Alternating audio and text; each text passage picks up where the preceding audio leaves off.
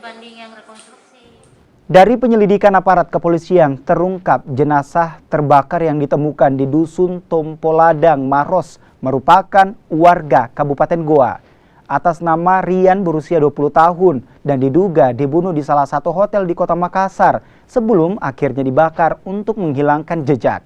Identitas korban terungkap setelah seorang ibu mendatangi Polres Maros yang melaporkan keluarganya yang hilang selama 6 hari setelah meninggalkan rumahnya di Kabupaten Goa. Saat itu korban dijemput 2 orang rekannya menggunakan sepeda motor. 2 hari sebelum penemuan jenazah terbakar, korban sempat mengirim pesan pada ibunya berisi petunjuk untuk ditelusuri. Kan sudah ada hasil dari bidokes, hasil otopsinya sudah ada, visumnya sudah ada salah satu ciri, ada gigi kiri atasnya yang berlubang, ini yang satu identik.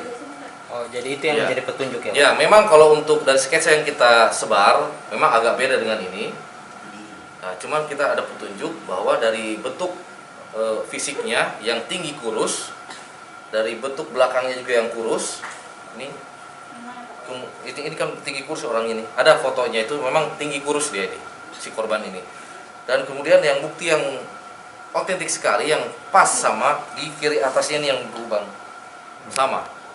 Sementara itu, tim Resmo Polda Sulawesi Selatan menangkap 2 orang pria yang diduga terlibat kasus temuan jenazah terbakar di Kabupaten Maros, Sulawesi Selatan.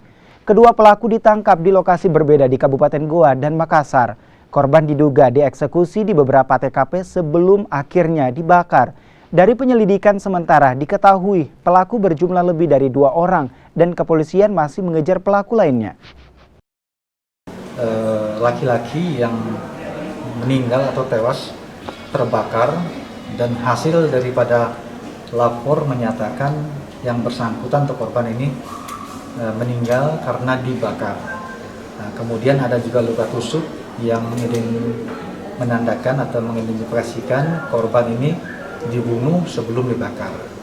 Dan hari ini hasil daripada pengembangan yang dilakukan oleh tim Resmo Polda Sulawesi Selatan, kita sudah berhasil mengamankan 2 orang, ya, 2 orang yang diduga merupakan pelaku daripada pembunuhan tersebut.